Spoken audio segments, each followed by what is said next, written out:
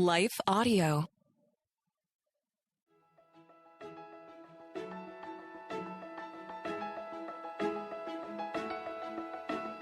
Hello, and welcome to the Daily Bible Podcast with Trisha and Michelle.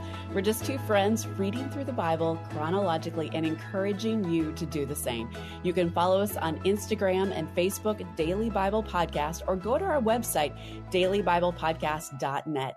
We are going through the one-year chronological Bible, and we have links for that in our show notes and also at our website.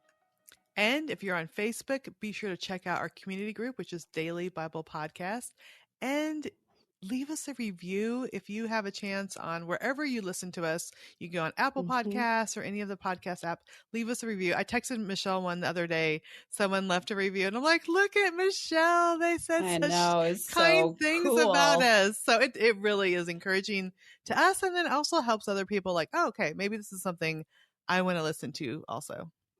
And we hope so. We it's not that we want more listeners. We want more listeners, but we want to continue to expand what we feel God is doing. And that is while we're reading in community, we're learning in community. And so if we could just continue to share more and more about what we're learning with others, that's what we want to do. So yes, please go and rate us and leave a comment. We'd appreciate that. Okay, so today we are reading 2 Samuel 8, verses 15 through 18. Then we're going over to 1 Chronicles 18, verses 14 through 17. And then we're backing up just a couple of chapters to 1 Chronicles 6, verses 16 through 30. Then we're going to jump over to 1 Chronicles 6, verses 50 through 53. Then we're going to back up and fill in that gap at 1 Chronicles 6, verses 31 through 48. Then go back to 2 Samuel and read chapters 9 and 10, and then finish out the day with 1 Chronicles 19. All right. That was a lot, but it all makes sense in the end. I love just reading it. It just ties everything together so neatly. Instead of like, what was this? When was this happening? It figures it out for you. So you know exactly when things are happening. I love it. So today's reading starts on a high note. 2 Samuel 8:15 says, yeah, I know. I love the high note parts. So David reigned over all Israel and did what was just and right for all his people. And David's sons served as priestly leaders. And I'm not sure if I've ever read that before. I paused and I'm like, I did either. What? His sons were priestly leaders? I know. What? I'm like, really? I don't remember. I literally don't remember that before. But okay, then we once again get into a list of genealogy. And as we're reading, lots of names are popping out. So we've been walking with these people for a while. We read the list of Levites, so the descendants of Aaron, and the names of those who led the music in the house of the Lord after the ark was placed there. And it says they ministered with music at the tabernacle until Solomon built the temple of the Lord in Jerusalem. Then we went back to 2 Samuel 9 and we returned to the narrative of David's story. And it starts with David asking this question: is anyone in Saul's family still alive? Anyone to whom I can show kindness for Jonathan's sake? Then it sums up Saul's servant Ziba, who tells him that one of Jonathan's sons is alive, and that's Mephibosheth, but he is a cripple. Now, this could have been a scary situation because remember, kings would often wipe out the descendants of previous kings because those descendants were often seen as threats. So even for Ziba to mention that this guy is alive, Mephibosheth, that could have been problems. But instead, David said, "Don't be afraid," David said to him, "for I will surely show you kindness for the sake of your father Jonathan. I will restore to you all the land that belonged to your grandfather Saul, and you will always eat at my table." And so David's like, "Mephibosheth, don't worry. I got you. I'm going to take care of you." That's such an amazing promise. I mean, to really think through that. I mean, he had to have known that he and this king, David, his father and David were friends, but to really think through that and go, he's got my back. Like, really? He's got my back. I'm a crippled and everything, and yet he's got my back. That's and cool. especially at a time where they would just wipe out. They would just wipe out all the descendants Remember, one of Gideon's sons went and killed all his brothers because Hmm. he wanted to be the ruler. I mean, it was sometimes in their own families and definitely in the family of the previous ruler. I mean, those, so this is like grace upon grace. Like, not Hmm. only am I going to keep you alive, I'm going to let you sit at my table and take care of you, which is so cool. Just again shows David's heart. And then David set it up so Ziba's son, which is the servant of Saul who took care of or helped Mephibosheth, and servants were to farm the land. That David was returning to produce food for Mephibosheth's household.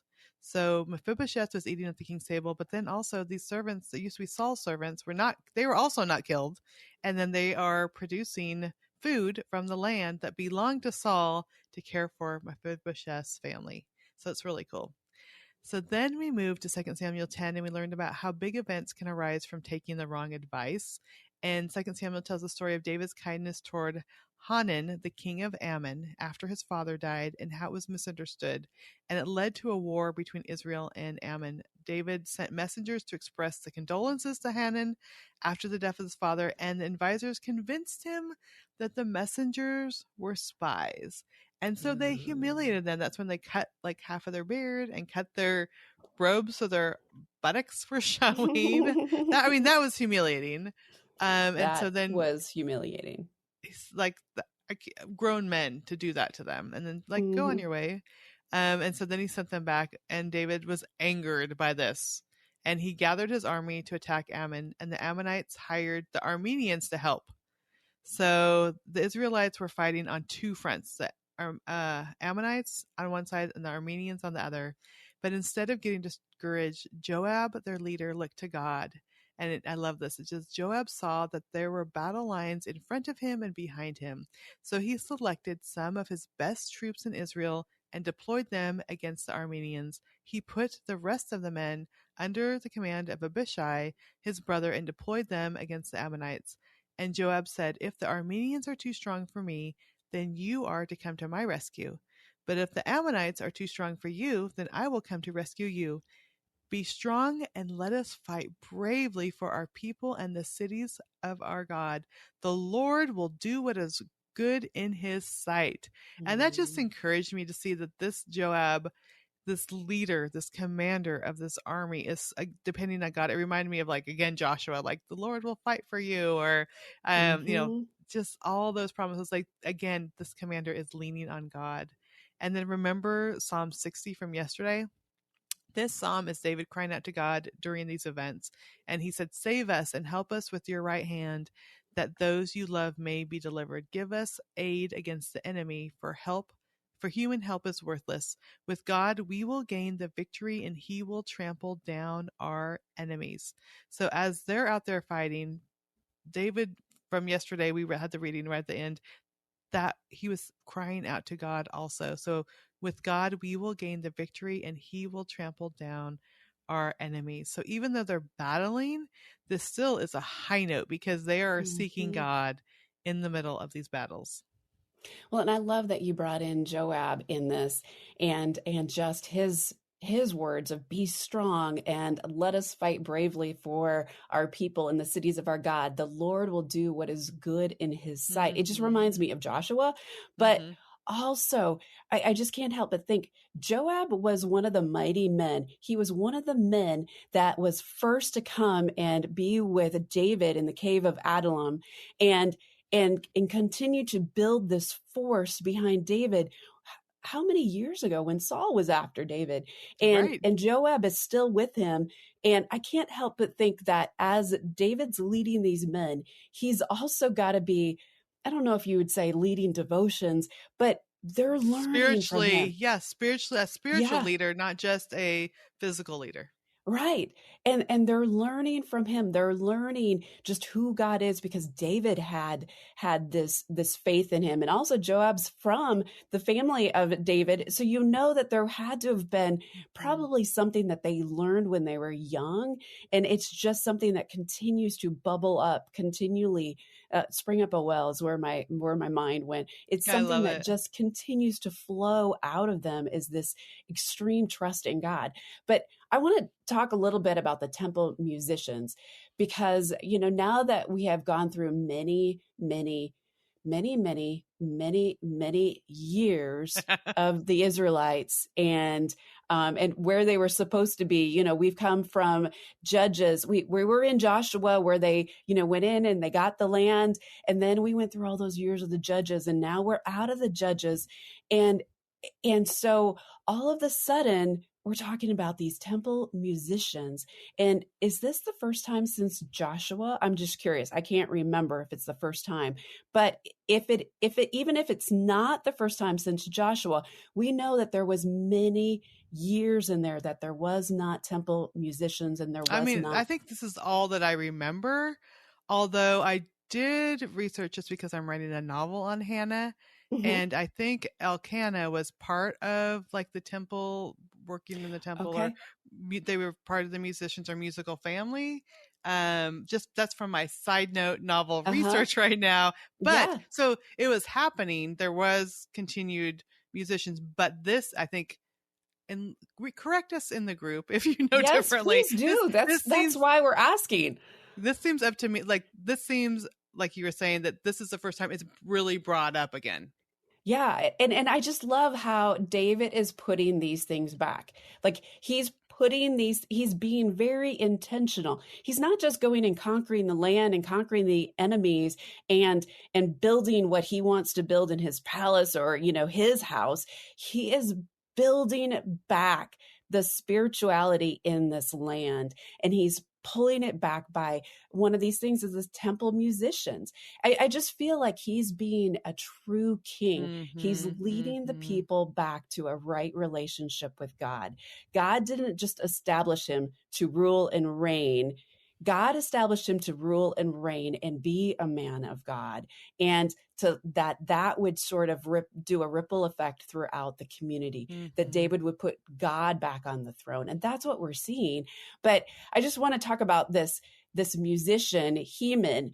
This man is mentioned several times in connection with temple worship. So at the beginning of our discussion today, when David is assigning the following men to lead the music in the house of the Lord, he mentions Heman is the musician from the clan of Kohath. And this man is mentioned in connection with temple worship in the days of David and Solomon. And we'll read more about him later on when we get to 1 Chronicles 15, 16, 25, and also further on into 2 Chronicles 5. But he was an important part of the ceremonies connecting with bringing the Ark of the Covenant to Jerusalem and the dedication of the temple. And just, he caught my eye when I was reading. So that's why I was like, I want to find out more about him. It's so funny because I'm like, I don't even remember this guy. So I'm so glad you brought this up, Michelle. This is awesome. Because I was just like, there's got to be something. He was one of the first men who was named in here. And I was like, there's got to be some reason. Well, it goes on to Psalm 88 is actually attributed to Heman. It's a song. It's a psalm of the sons of Korah to the chief musician. And it's to Heman, the Israelite or Ezrahite. And it shows a man who is well acquainted with sorrow and trouble, because in verse 3 of Psalm 88, it says, "For my soul is full of troubles. I am like a man who has no strength." And it goes on into verse 7, says, "Your wrath lies upon me." And we just see some of these sweetest songs come from the heaviest sorrow. And it makes me want to just, I don't know, crack open a window and see who this man is. And what did David know? David obviously had to have known, if he is putting this guy forward in the temple of music, or in, for the music of the temple, he had to have known who this guy was. He had to have been a man strong of character. And I love, as we're reading and as we're gathering and as we're talking amongst ourselves in community and as we're learning more about these people, I'm just like, David surrounded himself with some pretty incredible men and women. surrounded himself with men and women who were going to point him to God, and who were not just going to point him to God, but point the rest of the people to God. And I just love, as we're learning more and more, we're learning about a man who was so intent on glorifying God and glorifying this Lord of Lords. And he surrounded himself with people who would do that too. Yeah, because we talked about Joab, and then now we have this Heman guy. I mean, it shows the character. Your friends, who your friends are, who you surround yourself with, do show your character a lot. And I love that you brought this out, because my eyes skimmed over that name. I wasn't looking at that at all. Well, let's take a break. We need to take a break, and we'll be back after we hear from our sponsor. We'll have the word of the day up next. Stay tuned. This episode is brought to you by He Gets Us, a nationwide campaign all about raising the respect and relevance of Jesus. Did you see the Super Bowl ads about Jesus? Are you wondering how you can get involved? He Gets Us is a multi-year effort to raise the respect and relevance of Jesus in the United States. Thanks to this unprecedented campaign, millions of Americans are discovering the life-changing impact of Jesus, and we want you to be a part of the movement. Join more than 45,000 He Gets Us fans, getting the latest updates, inspiration, prayer ideas, and easy-to-share resources via text message by subscribing to our fans community. To do so, text FANS to 70193. By being a fan, you can get exclusive updates on new ads, events, and other exciting news related to the He Gets Us movement. We'll also keep you inspired by giving you access to reading plans, prayer guides, and other tools to help on your spiritual journey. Join this community of like-minded individuals who share your passion for spreading the love of Jesus. Simply text FANS to 70193 to join today. It's golf's happy place when you're at your Paramus, East Hanover, White Plains, or Westbury area PGA Tour Superstore locations. PGA Tour Superstores are the home for golf pros and beginners. You'll find the largest selection of golf clubs, shoes, men's and women's apparel, and so much more. Get custom fit for any club in your bag, or see how your existing clubs perform in a studio evaluation. PGA Tour Superstore certified fitters work with industry-leading launch monitor technology like TrackMan. Come get the PGA Tour Superstore quality launch monitor with Golf Radar, indoor high-definition golf simulator for swing and ball flight tracking, analysis, and entertainment. Need to improve your game? Get out to your local PGA Tour Superstore and spend some time with a PGA Tour Superstore certified teaching professional and become a master of the links. Come visit any of the stores in Paramus, East Hanover, White Plains, or Westbury. Go to a PGA Tour Superstore location today or visit PGATourSuperstore.com and be ready to have a great time on the links.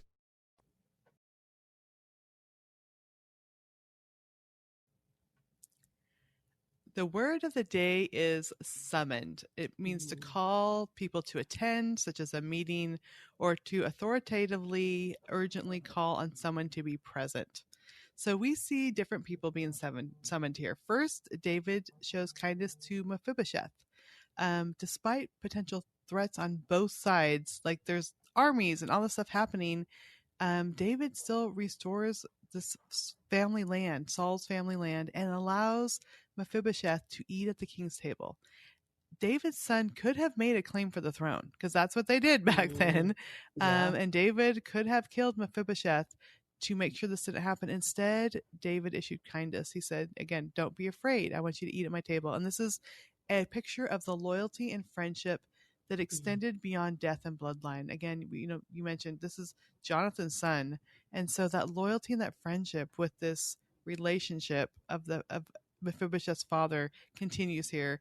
And David's leadership is marked by a willingness to serve and care for his people. And yet, then again, his kind acts aren't always appreciated, because then we have King Hanan, who accepted the wrong advice. And so even David's act of kindness, he sent people to give condolences for this death, and it was misinterpreted. So sometimes it leads to the wrong consequences. Yet Joab's leadership in the face of adversity, again, is inspiration. And then you brought up this other person, the temple worshiper guy, Heman. Like there's positives and negatives to David's kind, and most of the time it goes well. But sometimes, like with that one king, foreign king, it did not go well. But in 2 Samuel 10:17-18, when David heard what was happening with the fighting that was going on with King Hanan, he mobilized all Israel. They crossed the Jordan River and led the army to Halem, and the Armenians positioned themselves in a battle formation. And I thought this was so interesting when it gets to the numbers. It said the Armenians fled from the Israelites. That time, David's forces killed 700 charioteers and 40,000 foot soldiers, including Shobach, the commander of their army. And this showed that no matter how many the enemy were summoned, because it talked about they summoned all these enemies to come and help them, they still lost because God was on the side of David. So we can be summoned or called just like Mephibosheth was. You could be summoned or called just like the Armenians were called to come help fight the battle. And it can lead to blessing. It can lead to death. 40,000 soldiers were killed and 700 charioteers. They were summoned to help, and they did not help. They ended up getting killed. So, I mean, it just made me think of who are we allowing to summon us? And is it for blessing? Is it for cursing? God's side will always win. And it just made me think of our life. Like, who are we listening to? Who are we allowing to have authority in our lives? And you may think like, okay, this doesn't apply to us today, but if we're watching certain media, if we're, getting our advice from other people, we are giving them authority in our lives. We are being present. We are showing up. We are giving our support. If we're supporting certain movies or shows or books or people, we are being summoned by them. And who are we going to pick? It just made me think of, you never know who you're following, but make sure it's on God's side. I just as you're talking about summoning, and it can be so little or it could be so big. I remember being summoned for a meeting, an all staff meeting at a ministry that I was serving down in Arkansas. And that meeting changed the course of my life. I probably would still be in the South. I'd still be like, just 10 minutes from my you, neighbor. And that meeting changed the course of my life when they said, hey, we're moving our headquarters. And I had to go through the next year and a half trying to think through where is God taking me? Like, where is God summoned me to go with them, or is God summoned me in a different place? And he did summon me to a different place. I moved to Michigan to produce radio for another ministry. And then it seemed like God continued to summon me to different places. And now I'm with another radio ministry, and we've got this daily Bible podcast, and I am now married. So I'm not in Michigan anymore. I'm down in Indiana. And I just look back when I read in the notes that you used the word summon, I was like, I feel like God's been summoning me for the last, I think, 3 years and pulling me in different places. And it's like, am I willing to go that next step? Am I willing to go where he is asking me? And that's really what we need to do when we feel God tugging on our heartstrings, and is we need to continue to march forward and again ask, is this where you have me, God? Is this and where you have trusting me? God? Yeah, and trusting God, because Mephibosheth, when he was summoned, he had to trust David's heart, because he could have taken off and hid if he didn't trust David's heart, because really David could have wiped him out. That could have been the purpose of being summoned. But instead he trusted David's heart, probably because of his friendship with Mephibosheth's father, Jonathan, and he got to sit at the king's table. And so what if he would have just rose up in fear and tried to figure out things his own way and gone and hid? First of all, that wouldn't have David would not have appreciated that, but he would have missed out on the blessing. And because you felt summoned, but you had to pause and you had to listen, you had to pray.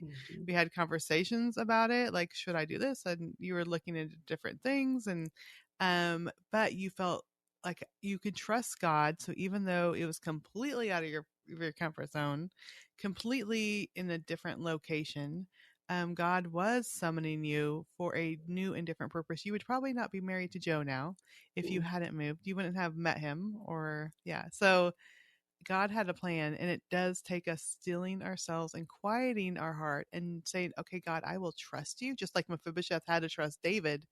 Right. Otherwise, we try to figure out things on our own, and that's when we get in trouble. So yeah. In trouble. Would you pray for someone who is being summoned today, that they would listen? Yeah. Dear Heavenly Father, I just thank you so much that you do summon us, and that if we are still, and that if we quiet our mind and our heart, instead of trying to figure out our own plans, if we just open your word and be still before you, Lord, that you will lead us. And sometimes that leading is a phone call or a conversation, or have you thought about this? Or, I was praying for you and God reminded me of this. Sometimes it is a verse in your word, but sometimes it is wise people that you put around us, Lord. But I pray that we will learn to listen. We will learn to be aware of your leading. We will learn who to take advice from, how to lean into others also that you place in our lives, Lord. And I pray that we will be willing to take steps of faith to be summoned into the things that you called us to, that you have a feast prepared for us, just like Mephibosheth at David's table. You have a feast prepared, but we have to trust you. I pray today that as you are calling us out, Lord, that we will be discerning to follow your call, and to also be courageous to step out in those areas. And we thank you and praise you for all the things that you have planned for us. In your name we pray. Amen. Amen. Well, we are sending you off with some daily encouragement to get into the Word and be the hands and feet of Jesus. Again, if you don't have the 1-year chronological Bible that we are using, we have links to that in our show notes. You can even find it in the Kindle format. Also in the show notes is a monthly and yearly schedule of the Bible reading plan that we are following. So tomorrow we are reading 1 Chronicles 20, verse 1, then move on to 2 Samuel 11, 2 Samuel 12, verses 1 through 14. Then we will read Psalm 51, smack dab in the middle of 2 Samuel. And then we will read 2 Samuel 12. We will finish off that chapter and read verses 15 through 25. Then we will move over to 2 Samuel 5, verses 14 through 16. How the writer of the chronological Bible ever got all this straight, I do not know. I'm amazed. Yeah.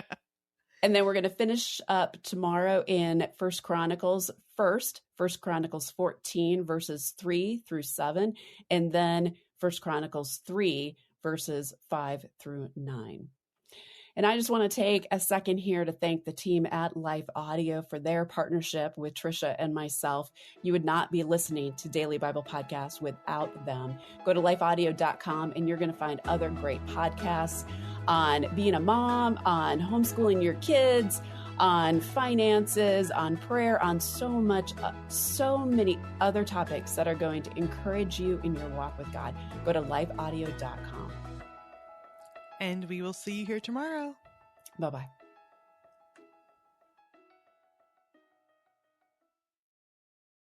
It's golf's happy place. When you're at your Paramus, East Hanover, White Plains, or Westbury area PGA Tour Superstore locations. PGA Tour Superstores are the home for golf pros and beginners. You'll find the largest selection of golf clubs, shoes, men's and women's apparel, and so much more. Get custom fit for any club in your bag, or see how your existing clubs perform in a studio evaluation. PGA Tour Superstore certified fitters work with industry-leading launch monitor technology like TrackMan. Come get the PGA Tour Superstore quality launch monitor with golf radar, indoor high-definition golf simulator for swing and ball flight tracking, analysis, and entertainment. Need to improve your game? Get out to your local PGA Tour Superstore and spend some time with a PGA Tour Superstore certified teaching professional and become a master of the links. Come visit any of the stores in Paramus, East Hanover, White Plains, or Westbury. Go to a PGA Tour Superstore location today or visit PGATourSuperstore.com and be ready to have a great time on the links.